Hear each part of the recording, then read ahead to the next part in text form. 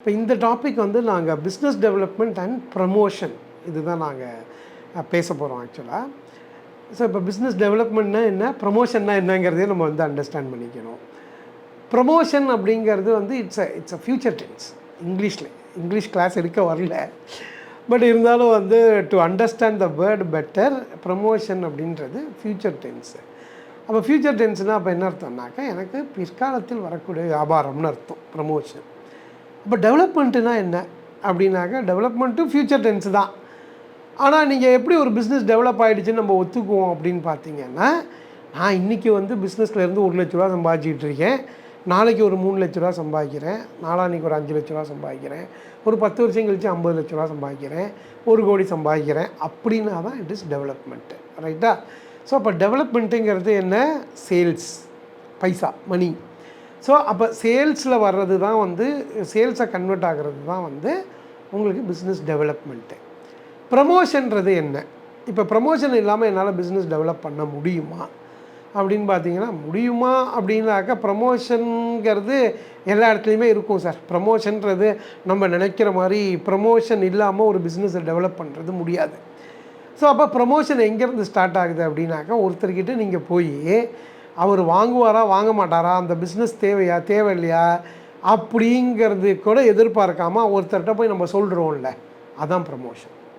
எப்படி, இப்போ நான் வந்து ஒரு கல்யாணத்துக்கு ஒரு வீட்டுக்கு போயிருக்கேன். கல்யாண வீட்டுக்கு போயிருக்கிறப்போ ஒருத்தர் வந்து என்கிட்ட பேசுகிறாரு, சார் நீங்கள் என்ன சார் பண்ணுறீங்க அப்படின்னாக்கா, நான் பிஸ்னஸ் பண்ணிக்கிட்டு இருக்கேன் சார்.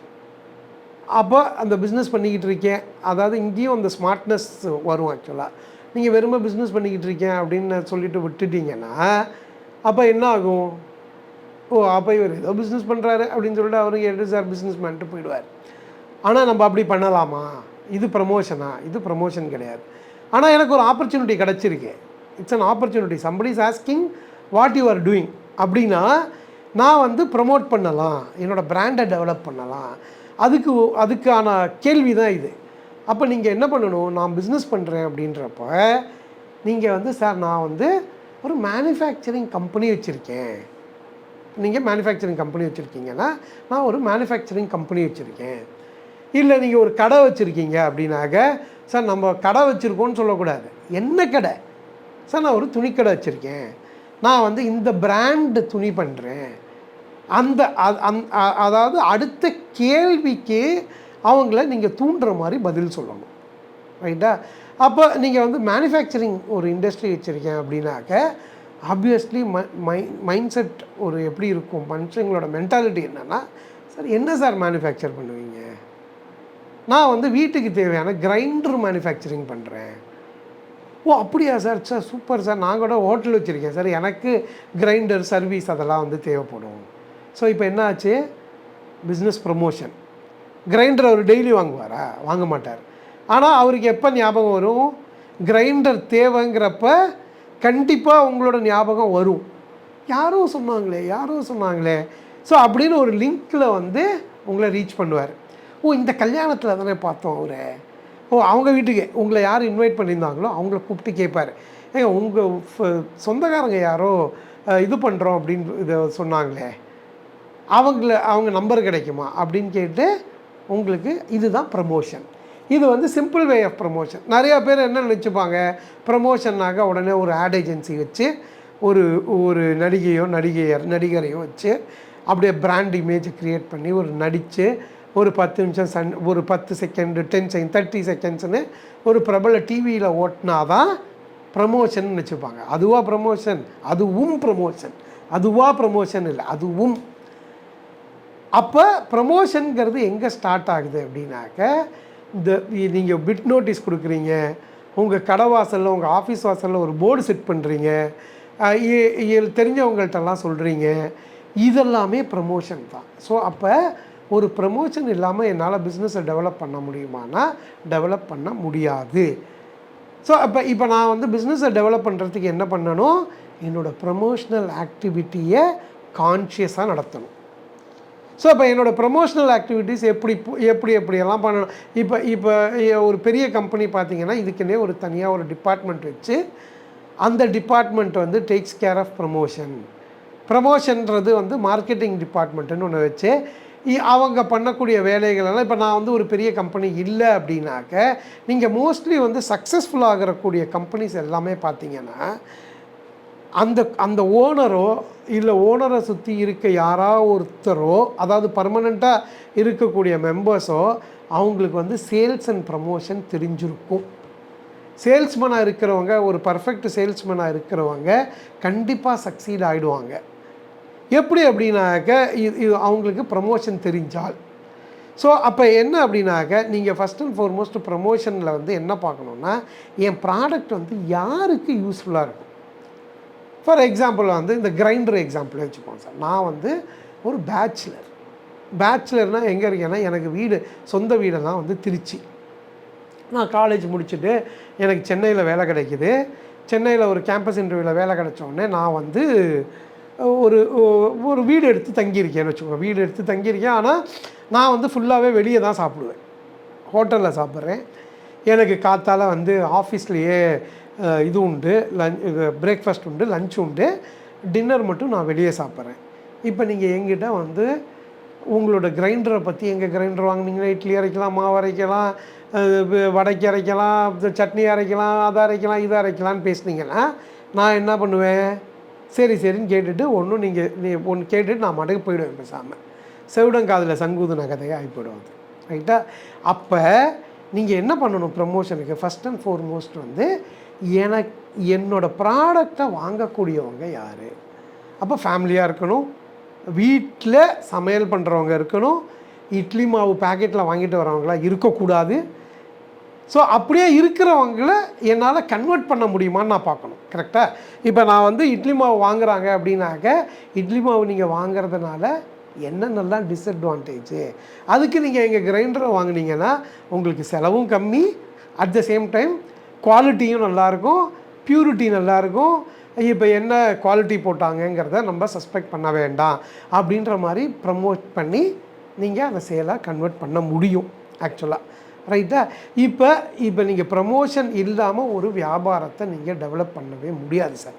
நீங்கள் you have to be very very clear. And ப்ரமோஷனுக்கு நீங்கள் வந்து என்ன எஃபர்ட் போடுறோமோ, என்ன டைம் நம்ம போடுறோமோ, அந்த டைம் வந்து நீங்கள் கணக்கு பார்க்க முடியாது. It is an investment. இப்போ வந்து ஒருத்தர் ப்ரமோஷனுக்காக ஒருத்தர் வந்து ஒரு நாளைக்கு ஒரு 2 hours 3 hours ஸ்பெண்ட் பண்ணுறாங்க அப்படின்னாக்க அதுலேருந்து எனக்கு பணம் வரலையே, இல்லை. நீங்கள் அதாவது விதை போடும்போதே எனக்கு வந்து இந்த விதை முளைச்சி இவ்வளோ வந்தால், இப்போ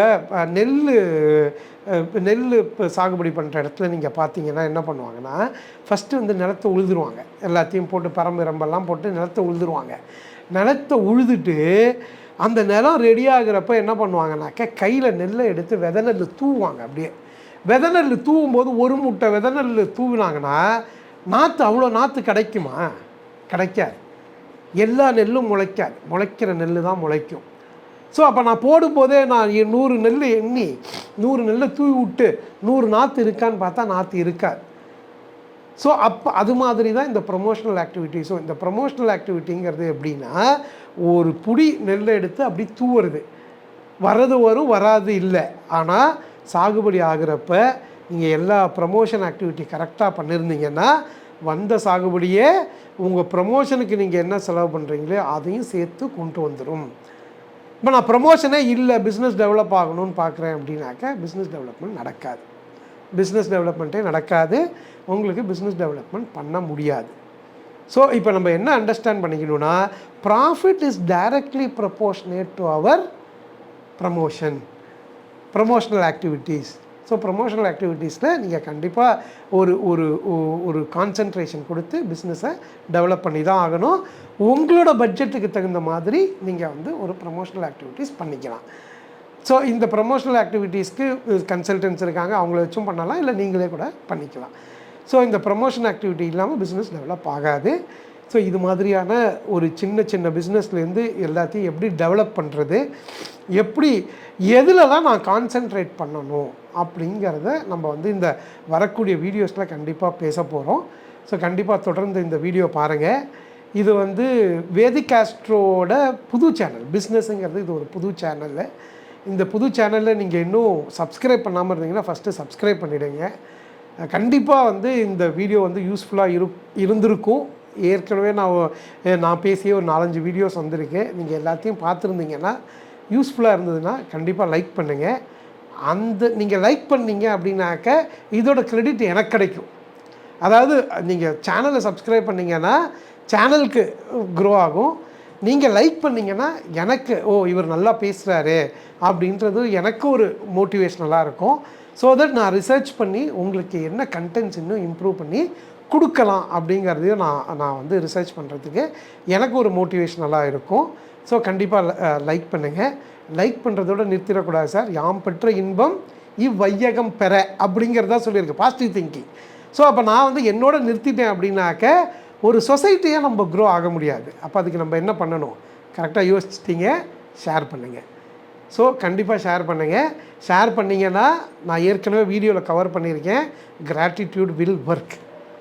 நீங்கள் ஷேர் பண்ண இந்த வீடியோ ஒருத்தருக்கு போய் ரீச் ஆகி அவர் பெனிஃபிட் ஆகிட்டாருன்னா, இன்றைக்கி என் நண்பன் வந்து கண்டிப்பாக இந்த வீடியோ ஷேர் பண்ணால் அதனால் எனக்கு என் லைஃப் சேஞ்ச் ஆச்சு. ஸோ அப்போ அவனுக்கு நான் எதாவது பண்ணணும் அப்படின்றது கிராட்டிடியூட் வந்து உங்களுக்கு போயிட்டு திருப்பி வரும். ஸோ கண்டிப்பாக இந்த சேனலை சப்ஸ்கிரைப் பண்ணுங்கள், லைக் பண்ணுங்கள், ஷேர் பண்ணுங்கள். தேங்க்யூ வெரி மச் ஃபார் வாட்சிங் திஸ் வீடியோ.